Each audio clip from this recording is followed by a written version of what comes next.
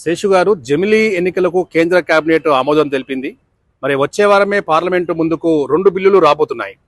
Parliamentary కమిటీకి సిఫార్సు చేసే అవకాశం ఉందని, లోక్సభ, రాష్ట్రాల శాసనసభకు ఒకేసారి ఎన్నికలు జరిగితే బాగుంటుందని చెప్పి జమిలీ ఎన్నికలకు సంబంధించి కేంద్ర కేబినెట్ ఆమోదం తెలుపనున్న ఈ నేపథ్యంలో మరి జమిలీని సమర్థిస్తున్న ఎన్డీఏ, అదే స్థాయిలో వ్యతిరేకిస్తున్న ప్రతిపక్షాలు, జమిలీ ఎన్నికలపై మీరేమంటారు? జై స్వరాజ్ వరల్డ్ టీవీకి స్వాగతం. 2014లో కేంద్రంలో నరేంద్ర మోడీ నాయకత్వంలో ప్రధానమంత్రిగా భారతీయ జనతా పార్టీ అధికారంలోకి వచ్చిన తర్వాత అనేక సందర్భాలలో దేశంలో వన్ నేషన్ వన్ ఎలక్షన్, జమిలీ ఎన్నికలు విధానాన్ని తీసుకురావాలనేటటువంటి చర్చ అనేక సందర్భాల్లో తెరపైకి వచ్చినప్పటికీ కూడా అది పెద్దగా కార్యరూపం దాల్చినటువంటి సందర్భాలు మనకి కనపడలేదు. కానీ జమిలీ ఎన్నికల్లో మొదటి అడుగుగా రామ్నాథ్ కోవింద్ ఇచ్చినటువంటి కమిటీ ఇచ్చినటువంటి సిఫారసులను బిల్లు రూపంలోకి తీసుకొస్తూ ఆ బిల్లు, జమిలీ ఎన్నికల బిల్లును తయారు చేసి కేంద్ర క్యాబినెట్ డిసెంబర్ 12వ తారీఖు నాడు జమిలీ ఎన్నికల బిల్లుకి ఆమోద ముద్ర వేసింది. ఆ బిల్లుని యథాతథంగా కేంద్ర క్యాబినెట్ ఆమోదించినటువంటి బిల్లుని యథాతథంగా పార్లమెంటు ఉభయ సభల్లో ప్రవేశపెట్టి పార్లమెంటు ఉభయ సభల ఆమోదంతో బిల్లుని చట్ట రూపంలోకి తీసుకొస్తే దేశంలో మరొకసారి జమిలీ ఎన్నికలు, అటు లోక్సభకి ఇటు రాష్ట్రాల శాసనసభకి ఒకేసారి ఎన్నికలు జరిగేటటువంటి అంశం ఏర్పడుతుంది. అయితే జమిలీ ఎన్నికలు అనేది భారతదేశ ఎన్నికల ప్రక్రియకు కొత్త విధానం ఏమి కాదు, కొత్తదేమీ కాదు అనేటటువంటి విషయాన్ని ఇక్కడ మనం గమనించాలి. 1951లో జరిగినటువంటి మొట్టమొదటి సార్వత్రిక ఎన్నికల నుంచి 1967 వరకు జరిగినటువంటి సార్వత్రిక ఎన్నికలలో అటు కేంద్ర లోక్సభకు కానీ ఇటు రాష్ట్రాల శాసనసభకు కానీ ఒకేసారి ఎన్నికలు జరిగినటువంటి సందర్భాన్ని మనం చూసాం. అయితే 67 తర్వాత కొన్ని రాష్ట్ర ప్రభుత్వాలు శాసనసభలో విశ్వాసాన్ని కోల్పోయి రద్దవటంతో 1971 నుంచి భారతదేశంలో జమిలీ ఎన్నికలను తీసుకురావటం సాధ్యం కావట్లేదు అనేటటువంటి విషయాన్ని గమనించాలి. కాబట్టి ఇప్పుడు నరేంద్ర మోడీ ప్రభుత్వము మళ్ళొకసారి దేశంలో జమిలీ ఎన్నికలను పెట్టాలి. ఎన్నికల వల్ల మోరల్ కోడ్ ఆఫ్ కాండక్ట్ వల్ల అనేక రకాలైనటువంటి ఇబ్బందులు వస్తున్నాయి, అభివృద్ధి ప్రక్రియకు అడ్డంకులు ఎదురవుతున్నాయి.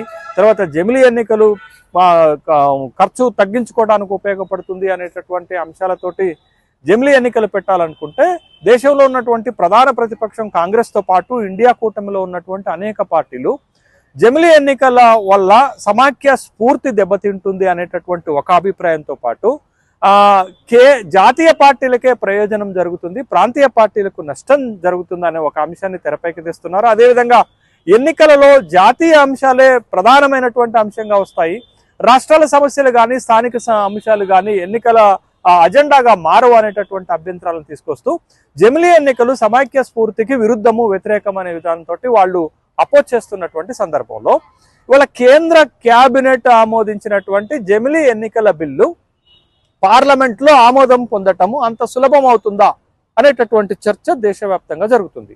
ముందు జమిలీ ఎన్నికల బిల్లు పార్లమెంట్ ఆమోదం తీసుకొని చట్ట రూపంలోకి రావాలి అంటే అనేక రకాలైనటువంటి రాజ్యాంగ ప్రక్రియ, ఒక సుదీర్ఘమైనటువంటి రాజ్యాంగ ప్రక్రియ ఇమిడి ఉంది, అనేక సవాళ్లు చిక్కుముడులు ఉన్నాయనేటటువంటి విషయాన్ని గమనించాలి. ముఖ్యంగా ఈ జమిలీ ఎన్నికల బిల్లు చట్ట రూపంలోకి రావాలి అంటే మొట్టమొదట పార్లమెంటు ఉభయ సభల్లో 2/3 మెజార్టీ తోటి, అంటే 362 మంది సభ్యులు లోక్సభలోను 164 మంది సభ్యులు రాజ్యసభలోను ఈ బిల్లుకు ఆమోదం తెలపాలి.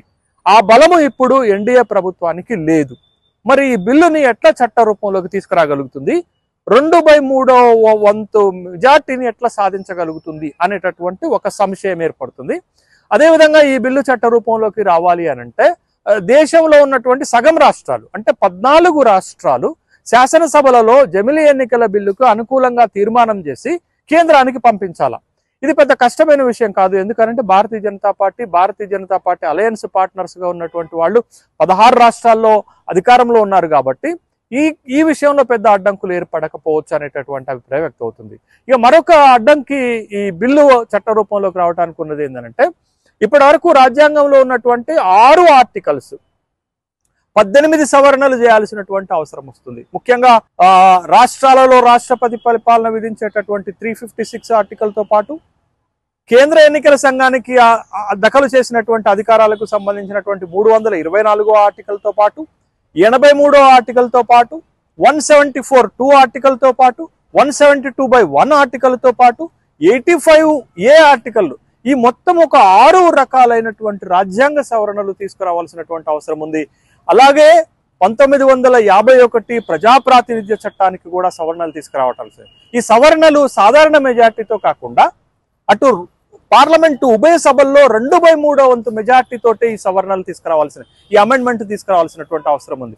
మరి ఈ రాజ్యాంగ ఆర్టికల్స్ కి సవరణలు తీసుకురావటం అంత తేలికైనటువంటి విషయం కాదు. కాబట్టి జమిలీ ఎన్నికల బిల్లు చట్ట రూపంలోకి వస్తుందా అనేటటువంటి ప్రశ్నలే తలెత్తుతున్నాయి. ఇవాళ రామ్నాథ్ కోవింద్ తయారు చేసినటువంటి ఈ కమిటీ తయారు చేసినటువంటి ఈ బిల్లుకి 32 పార్టీలు మద్దతు తెలుపుతుంటే 15 పార్టీలు వ్యతిరేకిస్తున్నాయి. ఈ 15 పార్టీల బలం లోక్సభలో ఇవాళ 205 లోక్సభ స్థానాలు ఉంది. 205 లోక్సభ స్థానాల బలం ఉన్నటువంటి పార్టీలు ఈ బిల్లును వ్యతిరేకిస్తుంటే 2/3 మెజార్టీని ఎట్లా సాధించగలుగుతుంది అనేటటువంటి ఒక సంశయము, ఒక రాజ్యాంగపరమైనటువంటి అడ్డంకి ఏర్పడుతుందా అనేటటువంటిది. అయితే 17వ లోక్సభలో ఎన్డీఏకి 350 లోక్సభ సభ్యుల బలం ఉన్నప్పుడు 370 ఆర్టికల్ను కానీ, రైతు సాగు చట్టాలను కానీ, త్రిబుల్ తలాకు సంబంధించినటువంటి బిల్లులను కానీ ప్రతిపక్షాలు వ్యతిరేకించిన అవలీలగా బిల్లుని ఆమోదించుకొని చట్ట రూపంలోకి తీసుకొచ్చినటువంటి చరిత్ర ఉంది. కానీ 18వ లోక్సభకు వచ్చేసరికి ఫలితాలు తారుమారయ్యాయి.